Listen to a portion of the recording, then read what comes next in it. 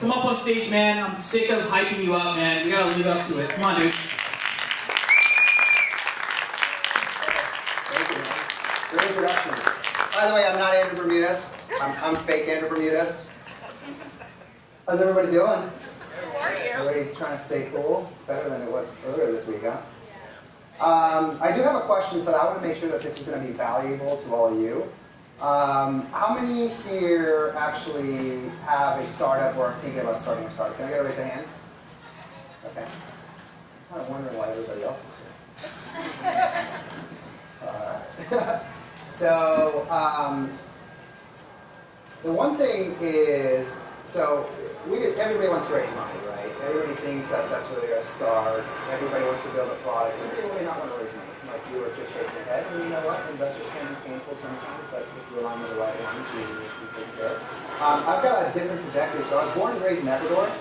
I came here at 93. I lost my accent when I was 22. I didn't really know how to speak English until I was probably 17.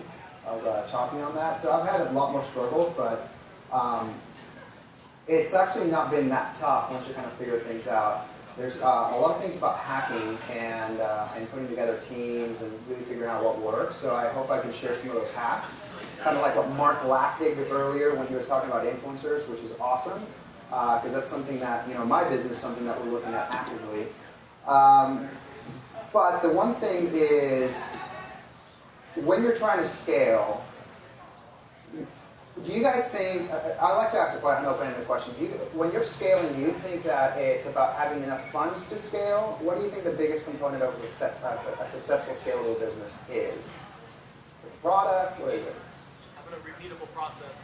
Okay, good. Repeatable process. Anybody else? People want to use the product, that's right. I'll take a third one. Yeah, knowing your unit economics. Those are all very important. Having a repeatable product, knowing your unit economics, whatever that guy said. No, but on a serious note, but we can have all those things, and guess what? You will fucking fail. Because the number one thing that matters is not your fucking product. It's none of that shit. And when I'm talking to you here and I'm dropping F-bombs and S-bombs, it's to really drive the point that it's all about the people. It's all about the people. You can have a repeatable process and have a fucking bozo who doesn't do shit without a repeatable process. So when you start a company, when I had to learn the hard way was I thought I had a good co-founder at the beginning. I did. But guess what? We outgrew him pretty quick. So he just doesn't have the wherewithal. So it's all about the people. The product is simply the song you're listening to in the car on the way to your destination. That's all the product is. So if we're going to sing in the car, that person's going to have fucking great lungs and a great voice. So yeah, otherwise I'm just going to drive it to a wall. But that's the main thing that I kind of want to drive here. My business actually changed, and we had good people starting. I had actually had previous experience where I was in a C-level position, and I didn't do a lot of things on the software side. I was a programmer earlier in my career. Before my last, I was in commercial real estate sales. But the one thing is that my company, we have good people for the stage that we're at. But really, things didn't turn around until I started really taking a hard look and saying, okay, if I'm really busy now. Raising money takes time. This stuff. Why aren't we making any progress? And then when you start seeing and you start smelling the dead fish, what you start seeing is that the dead fish is either you, myself, or the people around you. And you start, it might not be completely dead, but you start kind of feeling that something's decomposing in your office, or if you're working out of the house. We started a company out of one of my spare bedrooms. But it's all about the people. So when you're looking at anything whatsoever, I talk to a lot of entrepreneurs, and a lot of entrepreneurs don't have the wrong thing. They're like, I have this great idea for an app, I'm going to call it, and a sea monkey's going to come here, and it's going to deliver me all this stuff, and then all of a sudden, a unicorn's going to pop out, and I'm going to get a box of chocolates, and guess what? We're going to make $1 billion. Let's pretend that's a good idea. Okay? Let's pretend that's a good idea. I don't even remember what I said, so we'll just go for Uber for doctors or something. So the one thing is that could be a really good, it could be a really good business and a good idea. But how many times, like being on the other side, having to go through the struggle and knowing how much callous it actually takes for you to actually make it there, where now you don't stress out.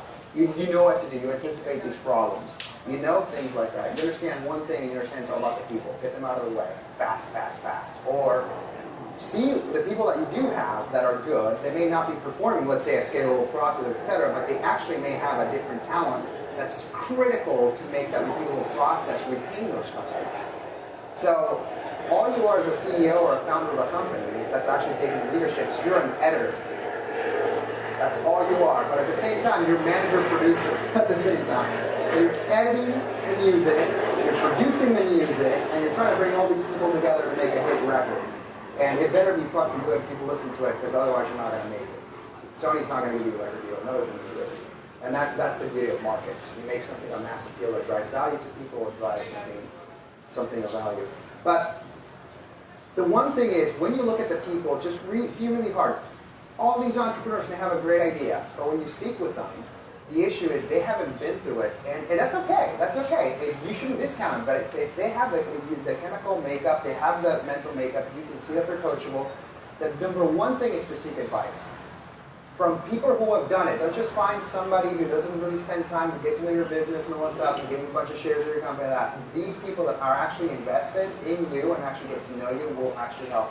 And it was really when I found that out that I really looked at my team and I started, I didn't have to fire too many people, but I definitely just did musical chairs with these people and it started firing up differently. So that's what matters. Retrieval process, all of these things is nothing more than the CD case and the cover. The real content is what's behind the disc.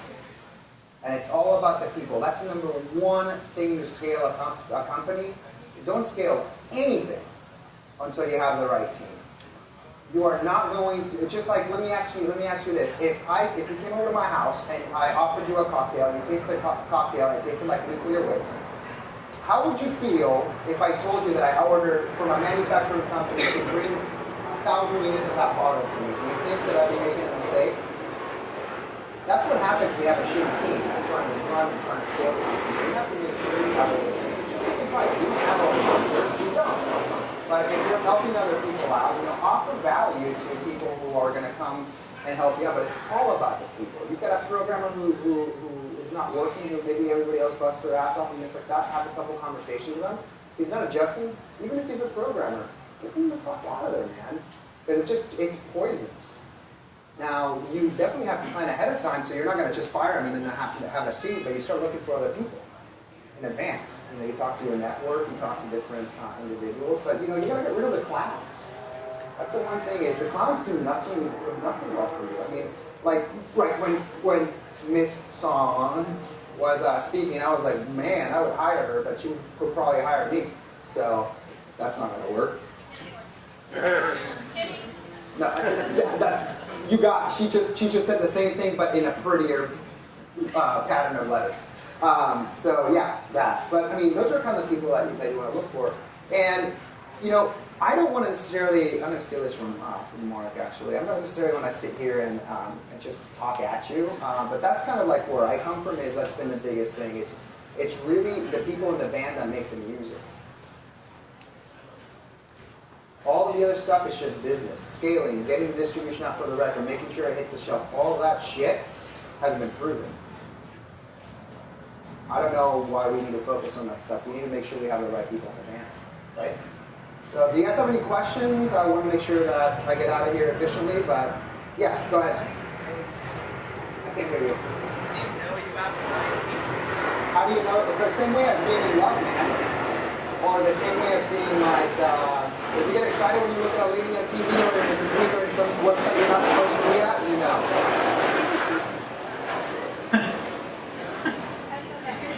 What's that? Any other questions? Yes? You mentioned with entrepreneurs looking for people that are coachable. Are there any other type of qualities or characteristics you look for when you're looking to hire people onto your team? Curiosity.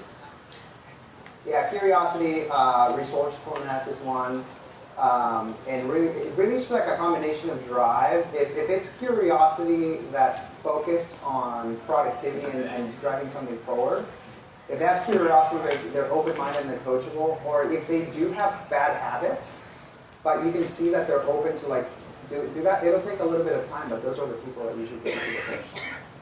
All right, I gotta get off stage because he's telling me that he's gonna chop off my head. So thank you guys.